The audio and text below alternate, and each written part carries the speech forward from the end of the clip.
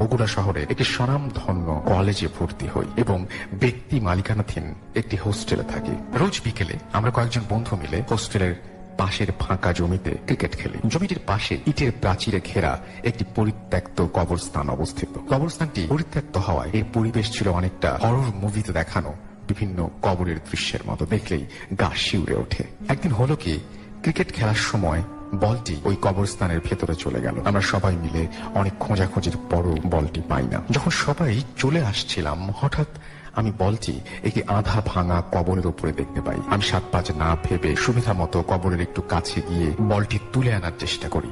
এমন সময় কবরের নড়বড়ে বাঁশ ভেঙে আমি কবরের মধ্যে পড়ে যাই। সব বন্ধুরা মিলে আমাকে ধরে ওপরে তুলে আনে। তখন প্রায় মাগরিবের আজান দেওয়া শুরু হয়ে গেছে। আমি একটু ভয় পাই, তবে ঘটনাটিকে স্বাভাবিকভাবে নেওয়ার চেষ্টা করি। হোস্টেলে এসে নিত্যদিনের মতো কাজকর্ম, পড়াশোনা শুরু করি, ডিনার করি, আড্ডা দেই, ফেসবুকিং করি, ইত্যাদি ইত্যাদি। রাত প্রায় 1টা বেজে যায় এবং এরপর আমি ঘুমিয়ে পড়ি। এর মধ্যে সন্ধ্যার ঘটনাটি আমার একবারও মনে হয়। হঠাৎ কুকুর ডাকার শব্দে আমার ঘুম ভেঙে যায়। মনে হচ্ছিল অনেকগুলো কুকুর সেখানে আর্তনাদ করছে। শব্দটা এতই প্রখর ছিল যে মনে হচ্ছিল আমার জানালার পাশে আমাকে উদ্দেশ্য করেই কুকুরগুলো কাঁদছে। কিন্তু আশ্চর্যের ব্যাপার, আমি কুকুর তাড়ানোর জন্য জানালা খুলতেই সব শব্দ হঠাৎ করেই বন্ধ হয়ে যায়, আর সেখানে কোনো কুকুরই দেখতে পাই না। আমি টর্চ জ্বালিয়ে দেখার চেষ্টা করি, কিন্তু জায়গাটি ছিল একদম ফাঁকা। আমি খুব ভয় পাই এবং জানালা বন্ধ করে রুমের লাইট জ্বালিয়ে ঘুমানোর চেষ্টা করি, কিন্তু কিছুক্ষণ পরে আবারও কুকুরের শব্দ আসতে থাকে।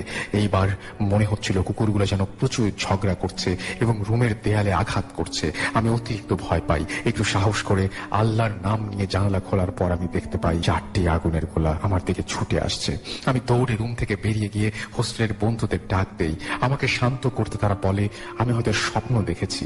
তারা বলে ওরা হয়তো এমন প্রখর শব্দ শুনতে পায়নি, কিন্তু আমি জোর গলায় বলতে পারি ওইটা স্বপ্ন ছিল না। ধরলাম ওইটা আমার স্বপ্ন বা হ্যালুসিনেশন। কিন্তু এর পরবর্তী সময় যা ঘটে সেগুলোকে আপনারা কি বলবেন? এক রাতে যা ঘটলো তার জন্য আমি প্রস্তুত ছিলাম না। ওই রাতে ঠান্ডা কিছুর স্পর্শে হঠাৎ আমার ঘুম ভেঙে যায়। চোখ মেলে দেখি অনেক মোটা আর বড় একটি সাপ আমার বুকের উপর দিয়ে যাচ্ছে। আমি ভয়ে শিউরে উঠি এবং সাপটি আমাকে ক্রস করা মাত্রই আমি দৌড়ে পালিয়ে যাই। পরে মেসের সবাই মিলে অনেক খোঁজার পরেও সাপটির কোনো খোঁজই পাওয়া যায়নি। প্রতিদিন রাতে ভয়ঙ্কর স্বপ্ন দেখতে থাকি এবং সবসময় মনে হয় আমার আশেপাশে কেউ আছে। মাঝে মাঝে আমার দম বন্ধ হয়ে আসে।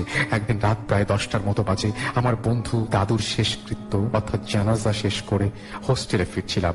পথিমধ্যে সেই কবরের স্থানটি চোখে পড়ে। জ্যোৎস্নার আলোয় কবরস্থানটির দিকে চোখ পড়তে আমি লক্ষ্য করি 4টি সাদা কাপড় পরিহিত মানুষ গোল হয়ে বসে কিছু একটা করছে। আমি আগ্রহবশত দেখার চেষ্টা করি। আমি যা দেখি, লোক 4টি মৃতদেহ থেকে মাংস খুবলে খুবলে খাচ্ছে এবং হঠাৎ একটি লোক বাঁশটির মাথা আমাকে দেখানোর চেষ্টা করে।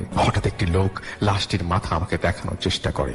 আমি লক্ষ্য করি মাথাটি আমার ছিল। আমি এই দৃশ্য সহ্য করতে পারিনি এবং সেখানে অজ্ঞান হয়ে পড়ে যাই। হোস্টেলের ছেলেরা আমাকে সেই রাতে উদ্ধার করে।